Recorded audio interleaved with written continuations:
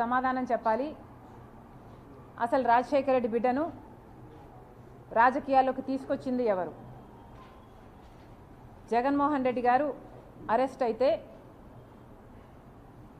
19 మంది ఎమ్మెల్యేలు బై ఎలక్షన్లు వస్తే నేను ప్రచారం చేయాలి అని అడిగింది మీరు కాదా? మీరు జైలుకు వెళ్తే చంద్రబాబు గారు ఒక పక్క పాదయాత్ర చేస్తున్నారు, ఆయన గ్రాఫ్ పెరుగుతుంది అని పాదయాత్ర చేయమనింది మీరు కాదా?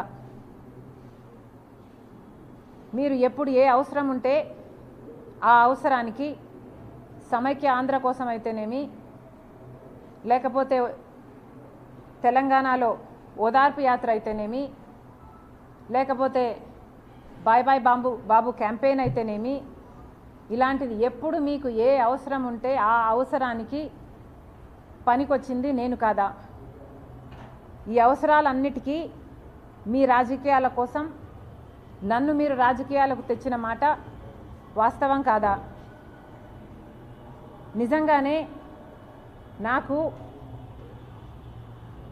రాజకీయ కాంక్ష ఉంటే నేను పాదయాత్ర చేసినప్పుడు మీరు జైల్లో ఉన్నారు. మొత్తం పార్టీ నా చుట్టూనే ర్యాలీ అయింది. నాకే గనక రాజకీయ కాంక్ష ఉంటే వైఎస్ఆర్సీపీ పార్టీని నేను హైజాక్ చేసేదాన్ని కాదా? ప్రతి సభలో ప్రతి అడుగులో జగనన్న కోసం జగనన్న వస్తాడు, జగనన్న మేలు చేస్తాడు, రాజశేఖర రెడ్డి గారి రాజ్యం తెస్తాడు అని కాలికి బలపం కట్టుకుని తిరిగిన దాన్ని నేను కాదా? నా బిడ్డల్ని నా కుటుంబాన్ని పక్కన పెట్టి రోడ్ల మీదనే నెలల తరబడి మీకోసం త్యాగం చేసిన దాన్ని నేను కాదా? ఆఖరికి నా కాలు ఇంజరీ అయితే కూడా అతి వేగంగా ఫిజియోథెరపీ చేసి మళ్ళీ వెంటనే చేయాలి అని తాపత్రపడి చేసింది మీకోసం నేను కాదా? మరి నేను ఇన్ని త్యాగాలు చేసినా కూడా నాకు రాజకీయ కాంక్ష ఉంది అని మీరు అంటున్నారే, నాకే గనక రాజకీయ కాంక్ష ఉంటే నేను పొందాలనుకున్న పదవి పోస్టు మీ పార్టీలో నేను మొండిగానైనా పొందగలను. వివేకానంద రెడ్డి గారి లాంటి వాళ్ళు నాకు అండగా నిలబడడానికి నన్నే ఎంపీని చెయ్యాలి అన్ని ఎంతోమంది మీ పార్టీలోనే ప్రయత్నించిన వాళ్ళు కూడా ఉన్నారు. వాళ్ళందరి అండా చూసుకొని నేను ఏ రోజైనా మీకు రిబెల్ చేశానా? నాకు రాజకీయ కాంక్ష కానీ డబ్బు కాంక్ష కానీ ఉంది అని మీ మనస్సాక్షిలో మీరు నిజంగానే నమ్ముతున్నారా? నాకు రాజకీయ కాంక్ష మీకోసం మీతో ఉన్నంతకాలం, మీరు ముఖ్యమంత్రి అయినంత వరకు నాకు రాజకీయ కాంక్ష లేదు, నాకు డబ్బు కాంక్ష లేదు. నేను ఏం చేసినా మీకోసం చేశాను, నేను త్యాగం అనుకొని చేశాను, నా అన్న కోసం అనుకొని చేశాను. మీరు ముఖ్యమంత్రి కావాలని, రాజశేఖర రెడ్డి గారి సంక్షేమ పాలన మళ్ళీ మీరు తీసుకొస్తారు అని నమ్మి చేసిన విషయం వాస్తవం కాదా? మన ఇద్దరము నమ్మే బైబిల్ మీద ఒట్టేసి నేను చెప్పగలను, నాకు రాజకీయ కాంక్ష కానీ డబ్బు కాంక్ష కానీ ఏ ఇతర ఆశ లేకుండా, ఆశించకుండా ఏ ఒక్క రోజైనా మిమ్మల్ని ఒక పదవి కానీ ఒక పోస్ట్ కానీ నేను అడగకుండా మీకోసం చేశాను, ఇది నిజం అని నేను బైబిల్ మీద ప్రమాణం చేయగలను. మీరు అదే బైబిల్ మీద ప్రమాణం చేసి నేను మిమ్మల్ని ఈ పోస్ట్ అడిగానని కానీ ఈ పదవి అని అడిగానని కానీ మీరు ప్రమాణం చేయగలరా? నాకు రాజకీయ కాంక్ష ఉంది అని కానీ డబ్బు కాంక్ష ఉంది అని కానీ మీరు రుజువు చేయగలరా? అసలు మనిషి మంచితనాన్ని గుర్తించడం రాజశేఖర రెడ్డి గారి దగ్గర నుంచి మీకు ఎందుకు రాలేదు? ఏదైనా ఒక లావాదేవీ కోసం, ఏదైనా ఒక లాభం కోసం ఆలోచన చేసే మనిషి కాదు రాజశేఖర రెడ్డి గారు. ఆయన బిడ్డను నేను. ఆయన హృదయానికి దగ్గరగా ఆయన మాటలు వింటూ, ఆయన హృదయంలో హృదయంగా పెరిగిందని నేను. ఆయన ఆశయాల కోసం ఆయన ఏ రకంగా అయితే త్యాగం చేసే మనసు ఆయనకుందో ఆ రకంగానే నేను కూడా ఆలోచన చేయాలి, ఆ రకంగానే మీకు నేను సహాయపడాలి, అంత నిస్వార్థంగా మీకోసం నేను త్యాగం చేశాను, మీకోసం నేను నిలబడడం జరిగింది. ఎంత బహిరంగంగా రాజకీయ కాంక్ష వల్ల నెపోటిజం అంటున్నారే,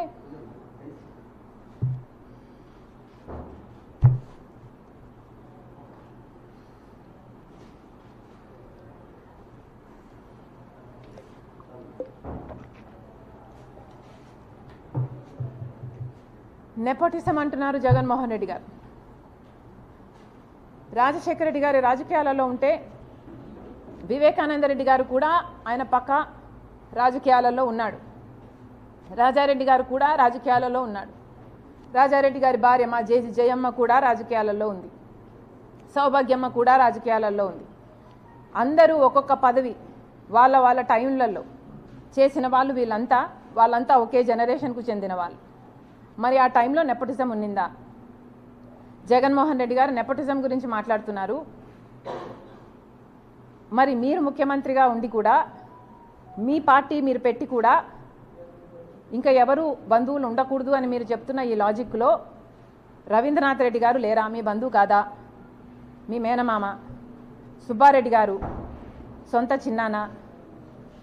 అమ్మ మొన్నటి వరకు అధ్యక్షురాలు. అవినాష్ రెడ్డి ఒకటే జనరేషన్లో మీ భార్యకు బంధువు.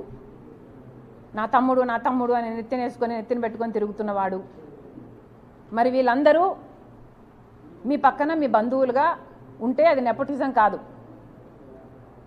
ఈరోజు మీ చెల్లెలు మాత్రమే మీ పక్కన ఉంటే అది నెపోటిజం కిందికి వస్తుంది. మీ మాటలు మీరు ఎంత ఇన్సెక్యూర్గా ఉన్నారో చెప్తున్నాయి. మీకు అర్థమయ్యే మాట్లాడుతున్నారా? మీ మాటలే మీ క్యారెక్టర్ని కాంట్రడిక్ట్ చేస్తున్నాయి. మీకు మీ చెల్లెలంటే ఇన్సెక్యూరిటీ అన్న విషయము మీ మాటలే బయట పెడుతున్నాయి. ఒకసారి ఆలోచన చేసి మాట్లాడండి ఇంటర్వ్యూలలో మాట్లాడినప్పుడు అని జగన్మోహన్ రెడ్డి గారికి చెప్తున్నాం. డబ్బు ఆశ ఉందని నేనేదో కరప్షన్ మిమ్మల్ని చేయమని అడిగానని, దేవుడు మీకు పదవినిచ్చింది బంధువులకు మేలు చేయడానికి కాదు కాబట్టి నేను ఎంకరేజ్ చేయలేదు అన్నట్టు మీరు మాట్లాడడం జరిగింది. అంటే నేనేదో మిమ్మల్ని ముఖ్యమంత్రి హోదాలో నేనేదో మిమ్మల్ని పని అడిగినట్టు, మీరు ఆ పని చేయలేను అని మీరు నాకు చెప్పినట్టు, బంధువులకు మేలు చేయడానికి కాదు నేను ముఖ్యమంత్రిని అయ్యింది అంటే దాని ఇంప్లికేషను నేనేదో ఫేవర్ అడిగినట్టుగా జగన్మోహన్ రెడ్డి గారు మాట్లాడడం జరిగింది. ఏ రోజు రాజశేఖర రెడ్డి బిడ్డ ప్రమాణం చేసి చెప్తుంది పైసా సహాయం, పైసా పని చేసి పెట్టు అని అడిగిన పాపాన ఈ 5 సంవత్సరాలలో పోలేదు. నేను రాజశేఖర రెడ్డి బిడ్డను. ఇదే రాజశేఖర రెడ్డి బిడ్డ నాన్న ముఖ్యమంత్రిగా ఉన్నప్పుడు, రాజశేఖర రెడ్డి గారు ముఖ్యమంత్రిగా ఉన్నప్పుడు కూడా పదవిని చూసిందాన్ని. నాకే కనుక డబ్బు ఆశ ఉండుంటే ఆ రోజుల్లోనే ఎంతో కలిగి ఉండేదాన్ని. ఆ రోజైనా ఈ రోజైనా నేనైనా నా భర్త అయినా ఒక సహాయం, ఈ రోజు వరకు పైసా సహాయం చేశాడు జగన్మోహన్ రెడ్డి, పైసా సహాయం మేము అడిగాము జగన్మోహన్ రెడ్డిని అని నిరూపణ చేయగలరా? ఎందుకండి ఇలా మాట్లాడతారు? అసలు మీరు జగన్మోహన్ రెడ్డి గారు రాజశేఖర రెడ్డి గారి కొడుకు అన్న విషయాన్ని ఎందుకు మర్చిపోతున్నారు? మీరు మర్చిపోయి వ్యవహరిస్తున్నారు కానీ చూసే ప్రజలకు తెలుసండి మీరు రాజశేఖర రెడ్డి గారు కొడుకు అని.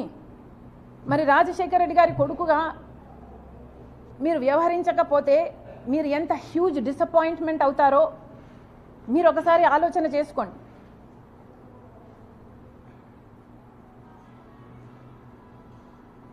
చాలా చెప్పారు, రిలేషన్షిప్స్లోకి రాజకీయాలు వస్తే రిలేషన్షిప్స్ చెడిపోతాయి. జగన్మోహన్ రెడ్డి గారు చాలా లిమిటెడ్గా ఆలోచన చేస్తున్నట్టున్నారు. ఈ ప్రపంచంలో రాజకీయ డిఫరెన్సెస్ ఉన్న వాళ్ళు ఎంతోమంది ఒక కుటుంబంలోనే ఉంటున్నారు. ఒక కుటుంబంలోనే ఒక మనిషి ఒక పార్టీలో, ఇంకో మనిషి ఇంకొక పార్టీలో, అదే కుటుంబంలోనే కొనసాగుతున్నారు. ఇది మీకు తెలియదేమో, చుట్టుపక్కల అడిగి తెలుసుకోండి ఎంతమంది ఎన్ని కుటుంబాలు వేరే వేరే పార్టీలలో ఉన్నాయి. అలా అని ఎన్నో కుటుంబాలలో డిఫరెంట్ ప్రొఫెషన్స్లో ఉన్న వాళ్ళు కూడా ఉంటారు. ఒక కుటుంబంలో ఒకడు పోలీస్ అయి ఉండొచ్చు, ఒక దొంగను అరెస్ట్ చేస్తాడు. అదే కుటుంబంలో ఒక లాయర్ ఉండొచ్చు, ఆ దొంగను రక్షించడానికి ప్రయత్నం చేస్తుంటాడు. ఎవడి ప్రొఫెషన్ వాడు చేస్తాడు. అలాగే రాజకీయాలు కూడా ఒక కుటుంబము ఒకే రాజకీయ పార్టీలో ఎక్కడ మొత్తం ప్రపంచంలో ఇదే ఉంది అనుకుంటే జగన్ రెడ్డి గారి అవివేకం. ఇలా కూడా ఉన్నాయి. కుటుంబంలో వేరే వేరే రాజకీయ పార్టీలో కూడా కొనసాగే వాళ్ళు ఉన్నారు. ఎందుకంటే రాజకీయ పార్టీలు అన్నది ఒక ఐడియాలజీ బేస్డ్ ఆర్గనైజేషన్స్ కాబట్టి ఎవరికి ఏ ఐడియాలజీ నచ్చుతుందో ఆ పొలిటికల్ పార్టీలో చేరే లిబర్టీ ఆ మనిషికి ఉంటుంది. ఎందుకంటే అది బేసిక్లీ ఆ మనిషి రైట్ కాబట్టి. అలాగని ఒకరిని దూషించుకోవడము, ఒకరిని సోషల్ మీడియాలో అంతగా దూషించుకోవడం ఎక్కడా చేయరు. ఒక్క జగన్మోహన్ రెడ్డి గారి విషయంలో మాత్రమే రాజకీయంగా మేము వ్యతిరేకిస్తే సోషల్ మీడియాలో ఆయన ఒక రాక్షస సైన్యాన్నే పెట్టి వేల మందిని ఎంప్లాయ్ చేసుకుని రాజశేఖర రెడ్డి బిడ్డ అన్న ఇంగితం లేకుండా, మీకోసం పాదయాత్ర చేశానని లేకుండా, పాదయాత్ర చేసినప్పుడు నేను షర్మిలారెడ్డినే, కానీ ఇప్పుడు మీతో విభేదించాను కాబట్టి నన్ను, నా క్యారెక్టర్ని, నా పుట్టుకను, నా పేరును ఇలా ఎన్ని విధాలు వీలైతే అన్ని విధాలు నాశనం చేయడానికి చూసింది ఒక్క జగన్మోహన్ రెడ్డి గారు మాత్రమే. అందుకు మీరు చరిత్రలో నిలిచిపోతారు. జగన్మోహన్ రెడ్డి గారు, జగనన్న గారు గుర్తుపెట్టుకోవాలి. ఒక చెల్లెలుగా చెప్తున్నాను, మీరు దీనికి చరిత్రలో నిలిచిపోతారు. ఒక చెల్లెలను మీకోసం అంత త్యాగం చేసిన చెల్లెల్ని గౌరవించకపోగా మీ మూకల చేత, మీ కుక్క బిస్కెట్లకు ఆశపడే ₹10 ఇస్తే రూపాయి యాక్టింగ్ చేసే పేడ్ ఆర్టిస్టుల చేత మీరు ఎంత దూషించారు, బెదిరించారు, ఎంతగా క్యారెక్టర్ అసాసినేషన్ చేశారు అన్నది మీ పేరు చరిత్రలో నిలిచిపోతారు. ఇంకా అన్నారు, రిలేషన్షిప్స్లోకి రాజకీయాలు వచ్చినప్పుడు సంబంధాలు చెడిపోతాయి. అందులో కూడా చంద్రబాబు లాంటి వాళ్ళు జోక్యం చేసుకొని ఆశ చూపి ఇలాంటివి చేస్తే ఇంకా చెడిపోతాయని అన్నారు. జగన్మోహన్ రెడ్డి గారికి మళ్ళీ చెప్తున్నాం, మీకు చంద్రబాబు గారి పిచ్చి పట్టింది. జగన్మోహన్ రెడ్డి గారికి చంద్రబాబు పిచ్చి పట్టింది. ఈ పిచ్చి obsession is causing him to hallucinate, అంటే భ్రమ, imaginations. This obsession is making him delusional. Jaganmohan Reddy గారి మెంటల్ స్టేట్ గురించి నాకు జెన్యూన్గానే కన్సర్న్ ఉంది. ఎందుకంటే మాట్లాడితే చాలు, నేను చంద్రబాబు గారి చేతిలో రిమోట్ కంట్రోల్, ఆయన చెప్తేనే చేస్తున్నాను అని మాట్లాడుతున్నాడు. నేనే కాదు, సునీత కూడా చంద్రబాబు మాటే వింటుందంట. పక్క రాష్ట్ర ముఖ్యమంత్రి ఈయనలాగే ఒక ముఖ్యమంత్రి అండి. అంటే ఈయన కూడా ఇంకొకరి చేతిలో కీలుబొమ్మ, ఒక రిమోట్ కంట్రోలా? ఈయనకిచ్చే రెస్పెక్ట్ ఈయనకి ఇవ్వాలి. పక్క రాష్ట్ర ముఖ్యమంత్రి గురించి మాత్రం ఇంకొకరి చేతిలో కీలుబొమ్మ అని మాట్లాడుతున్నారు. అర్థం ఉందా అండి? అది కూడా రేవంత్ రెడ్డి అంట చంద్రబాబు గారి చేతిలో కీలుబొమ్మ అంట. చంద్రబాబు ఇక్కడ జైలుకు కూడా వెళ్ళాడు. ఈయనకే అంత పవర్ ఉంటే మరి ఈయన జైలుకి ఎందుకు వెళ్తాడండి? అలాంటి ఆయన చేతిలో ఆయన కీలుబొమ్మ అంట. సో చంద్రబాబు గారి చేతిలో నేను కీలుబొమ్మ, చంద్రబాబు గారి చేతిలో సునీత కీలుబొమ్మ, చంద్రబాబు గారి చేతిలో రేవంత్ కీలుబొమ్మ, చంద్రబాబు గారి చేతిలో మోడీ కూడా కీలుబొమ్మే చంద్రబాబుతో పొత్తు పెట్టుకున్నందుకు. ఇలా చంద్రబాబు గారిని అంత పిచ్చిగా, అంత పెద్ద భూతంగా జగన్మోహన్ రెడ్డి గారికి కనిపిస్తున్నాడు అంటే నిజంగానే జగన్మోహన్ రెడ్డి గారు చంద్రబాబు ఒబ్సెషన్తో డిల్యూషనల్ అవుతున్నారు. ఆయన మెంటల్ కండిషన్ ఒకసారి చెక్ చేయించుకోవాలని కోరుతున్నాం. ఇంతేకాదు జగన్మోహన్ రెడ్డి గారు మళ్ళీ గోబల్స్ ప్రచారం చేస్తున్నారు. పదే పదే కాంగ్రెస్ పార్టీ రాజశేఖర రెడ్డి గారి పేరును సిబిఐలో చేర్చింది, సిబిఐ ఛార్జ్ షీట్లో చేర్చింది కాంగ్రెస్ పార్టీ అని మళ్ళీ ఆరోపించారు ఆ ఇంటర్వ్యూలో. జగన్మోహన్ రెడ్డి గారికి మళ్ళీ చెప్తున్నాం,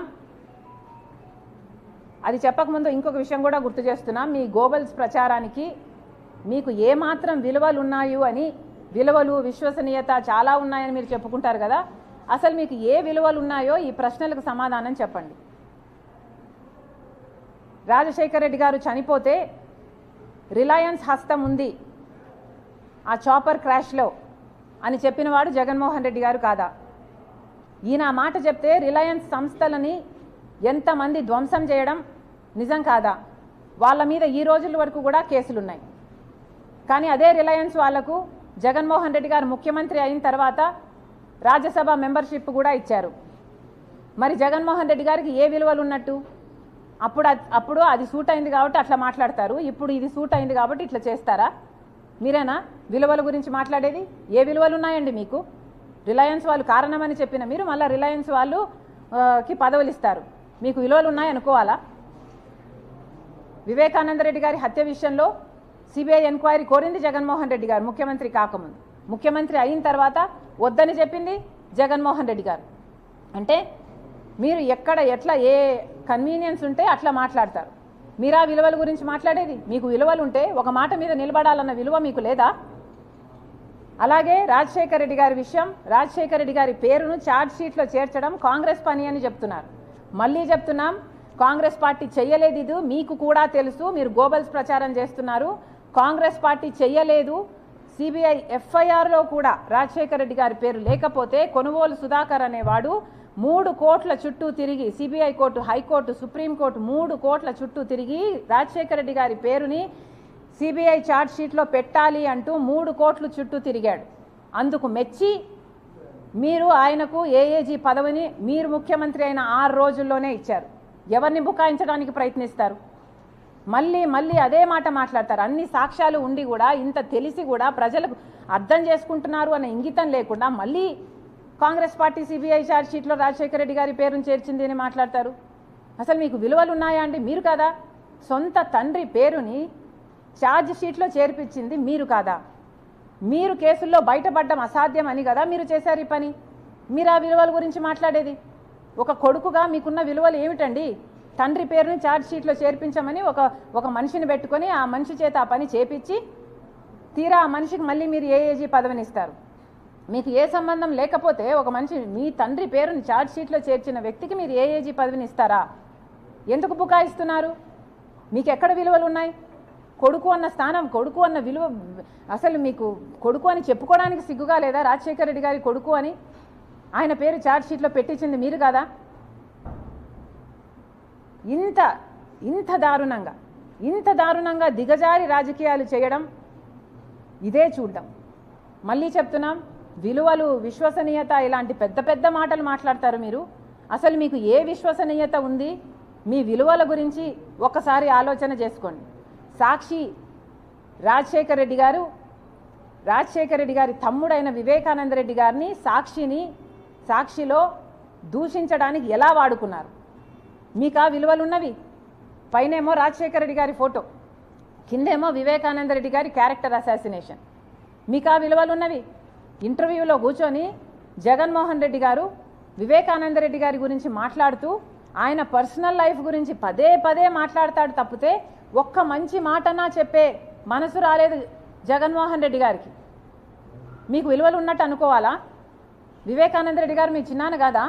రాజశేఖర రెడ్డి గారికి తమ్ముడు కాదా?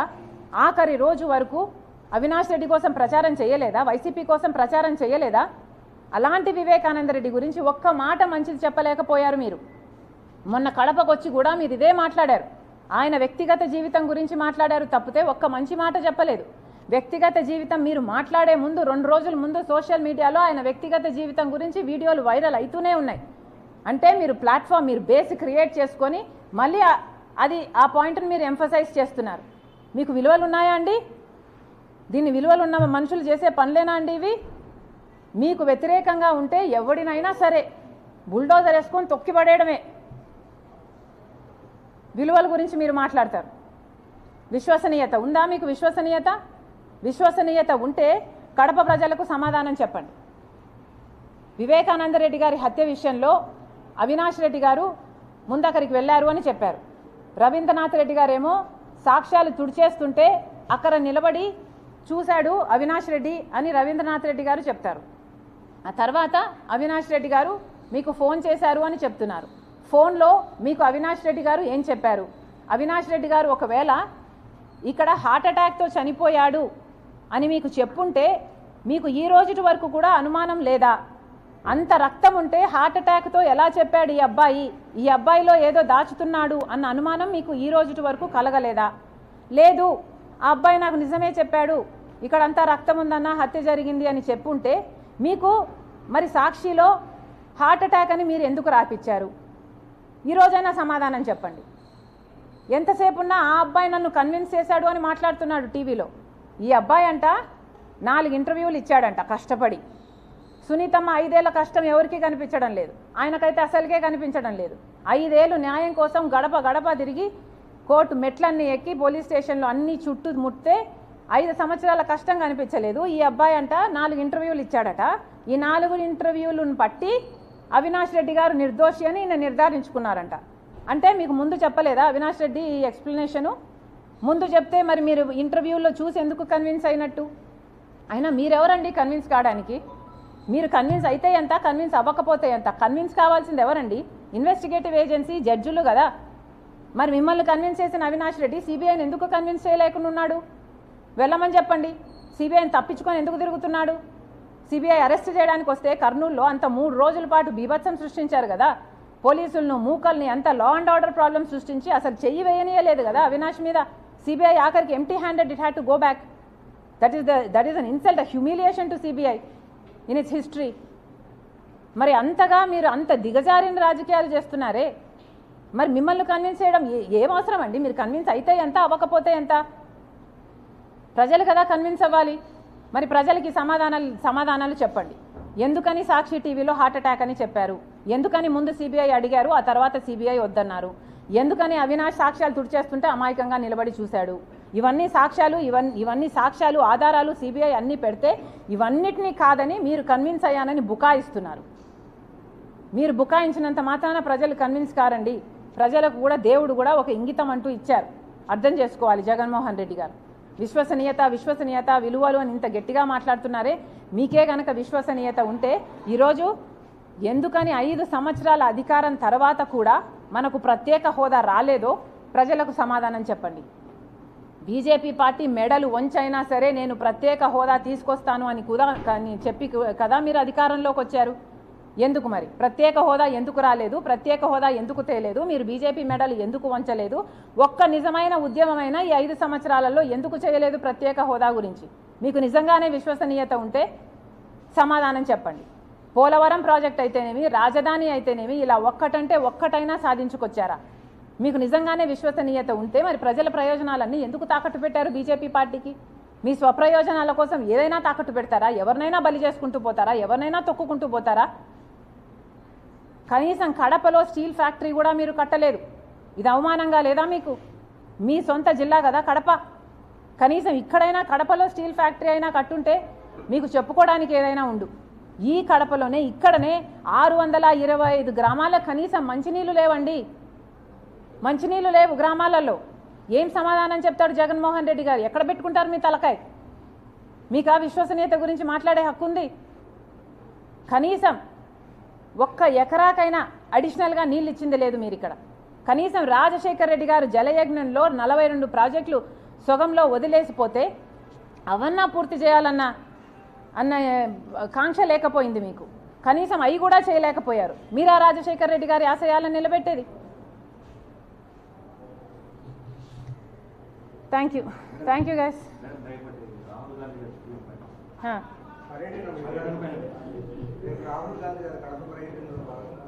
భాగంగా వస్తున్నారు. ఓకే, ఫస్ట్ ల్యాండ్ అవ్వగానే ఇడుపులపాయకు వస్తున్నారు. వైఎస్ఆర్ ఘాట్ దగ్గర వైఎస్ఆర్ గారికి నివాళులు అర్పించిన తర్వాత కడపలో పబ్లిక్ మీటింగ్ ఉంది. పబ్లిక్ మీటింగ్లో జనాల్ని అడ్రస్ చేసిన తర్వాత వెళ్ళిపోతారు.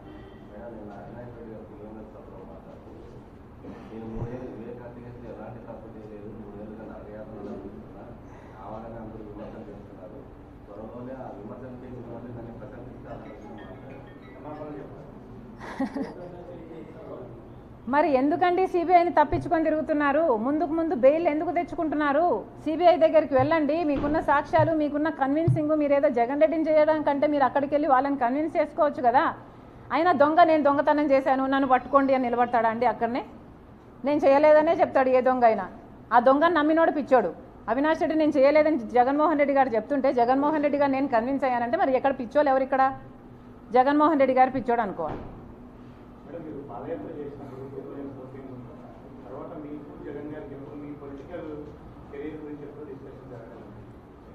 అమ్మా నేను పాలిటిక్స్లోకి రావాలి అన్న కోరిక నాకు కాదు కానీ మిగతా అందరికీ చాలామందికి ఉంది. ఈ పాప పాలిటిక్స్లో షైన్ అవుతుంది, ఈ పాప నీకు బలం అవుతుంది, ఈ పాప పార్టీకి మంచిది అవుతుంది అన్న ఒపీనియన్ను జగన్మోహన్ రెడ్డి గారికి వందల సంఖ్యల్లో చేస్తుంటారు. అమ్మ కూడా చేసింది. అమ్మకు కూడా జగన్మోహన్ రెడ్డి గారు నన్ను ఎంపీని చేస్తాను అని మాటిచ్చారు. తర్వాత అమ్మ అడుగుతూ వచ్చింది తప్ప ఎంపీని చెయ్యి అని నేను ఒక్కరోజు కూడా జగన్మోహన్ రెడ్డి గారిని నాకు ఈ పదవి ఇమ్మనని కానీ నాకు ఈ పోస్టు అని కానీ నేను ఒక్కరోజు కూడా నా నోరు తెరిచి అడిగిన పాపాన పోలేదు. ఎందుకంటే నాకు తెలుసు ఆయనకి ఇష్టం లేదు అని. ఏదైనా అన్నకి ఇష్టం లేదులే, అన్నకు వదిలేద్దాంలే, అన్న అడిగాడు చేద్దాంలే, అన్న కోసంలే, అన్న అని పిచ్చి పట్టిన దాని మాదిరి నేను చేశాను. దానికి ఈరోజు అనుభవిస్తున్నాను. అమ్మ చెప్పినప్పుడు కాదండి, అమ్మకి మాట ఇచ్చింది ఆయనే. అదే కదా ఆవిడ అడిగేది. మాట ఇచ్చావు కదా నిలబెట్టుకో అని ఆవిడ అడుగుతుంది. ఇంకొద్దులేమ్మా ఇవన్నీ అనవసరం. Thank you guys. Thank you.